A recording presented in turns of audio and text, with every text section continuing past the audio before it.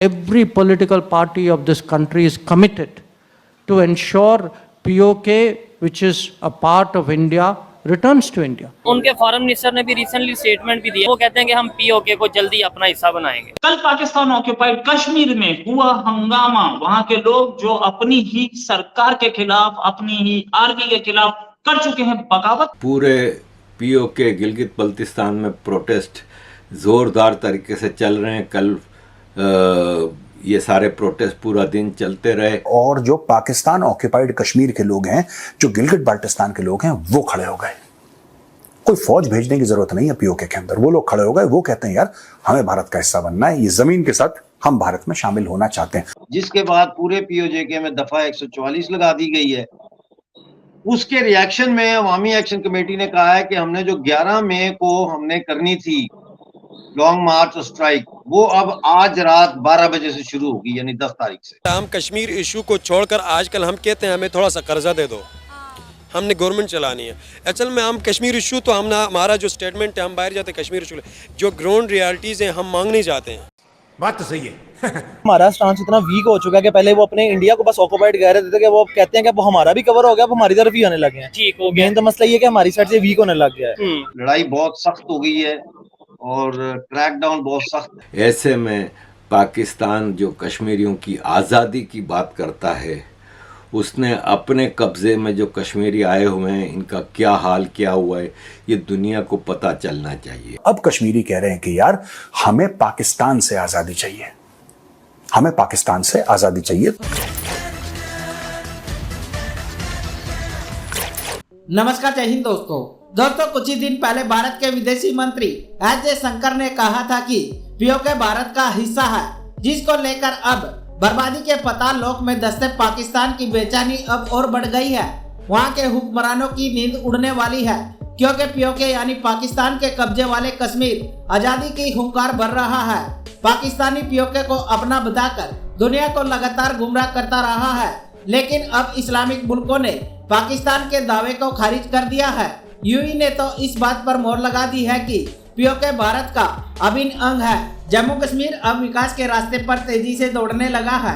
यही बात पीओके के लोगों को समझ आ रही है कि पीओके की किस्मत भी भारत में आने पर बदल सकती है। पीओके के लोग पाकिस्तान की सरकार से कहना है कि अगर आप लोग हमें सुविधा नहीं देना चाहते तो बॉर्डर खोल दे, हम इंडिया जाना चाहते हैं, जिसको लेकर पाकिस्तानी मीडिया में बवाल मचा हुआ है।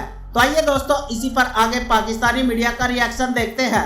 इतने बड़े विद्रोह के बाद भी पाकिस्तान बोलता है कि पाकिस्तान कश्मीर हमारा है। वो तो बोलने को तो बोलता है कि हमने चांद पे गाड़ी भेज दी है, हालांकि 7 किलो का उन्होंने वो भेजा है एक इंस्ट्रूमेंट, तो वो कह रहे हैं हमने गाड़ी भेज दी है। लिफ्ट ली है ना, वो मोटरवे पे नहीं खड़े होते, दिल्ली से वो खड़े होते ऐसे से लिफ्ट लेने के लिए, तो इन्होंने लिफ्ट ली है ना चाइना से। साथ साडा भी लाल ले जाओ भाई। ना ले जाओ, सही बात है। अच्छा सर, एक चीज और कि क्या पाकिस्तान ऑक्यूपाइड कश्मीर की जो सिचुएशन है, इंडियन साइड ऑफ कश्मीर देख करके वहां पर रिवोल्ट होना शुरू हो गया है क्या? वहां नहीं, ये इस वजह से नहीं हो रहा, लेकिन इस वजह से उसमें इंटेंसिटी में इजाफा जरूर हुआ है कि लोग और गुस्से हुए हैं। वो कहते हैं तुमने तो हमें सारी जिंदगी ये सबक पढ़ाया कि इंडिया ने कब्जा किया, इंडिया ने कब्जा किया है, हमें तो अब समझ आ गई है इंडिया ने कब्जा नहीं किया। इंडिया तो एक मुआहदा आके हिंदुस्तान के तहत वहां आके बैठा है, उसको तो यूनाइटेड नेशन ने इजाजत दी है मिनिमम फोर्स लेके वहां लॉ एंड ऑर्डर के लिए बैठने की। कब्जा तो तुमने किया है। और अगर इंडिया काबिज है एक्सक्यूज मी, तो मुझे ये बताएं कि काबिज जो होता है वो होता है जो लूटता है, जो गंजा करके रख देता है। माफ कीजिएगा, आपके सर पे भी बाल नहीं है, लेकिन मतलब है कि कहने का मकसद ये है कि जो बिल्कुल ही सफाया फेर दे। लेकिन इंडिया ने जो है वो तो वहां बड़ी इन्वेस्टमेंट की है, दुनिया का सबसे ऊंचा रेलवे ब्रिज बनाया है 8वां अजूबा, वहां पे जगह जगह टनल्स बनाई हैं ट्रांसपोर्ट के लिए और ट्रेन के लिए, हॉस्पिटल मेडिकल कॉलेज 10 है वहाँ, रेलवे चलती है वहां पे, 11 एयरपोर्ट बनाए वहां पे, G20 की है वहां पे, 1.5 करोड़ टूरिस्ट आया है जम्मू कश्मीर में पिछले साल, जो कि रिकॉर्ड है 1947 से अब तक का। तो फिर वो सोच रहे हैं ना पीओके के लोग कि भाई अगर इंडिया काबिज है तो फिर वो वहां पैसा क्यों लगा रहा है, वो उसको अपनी तरफ क्यों ट्रीट कर रहा है कि जैसे वो हिंदुस्तान का अटूट अंग है। आप कहते हो हम आपकी शहर आ गए हैं और आप हमारी शहर काट रहे हो, यू नो, राइट ये राइट। तो मतलब कब्जे वाली सिचुएशन तो पाकिस्तान ऑक्यूपाइड कश्मीर में, इंडियन साइड ऑफ कश्मीर में ऐसा कुछ नहीं है, इन्वेस्टमेंट है, लोगों की खुशहाली हो रही है, बिल्कुल। ऐसा पाकिस्तानी साइड ऑफ। और गिलगित बाल्टिस्तान की अगर बात करें तो वहां तो हमने नारे सुने कि दरवाजा खोलो हमें इंडिया जाना है।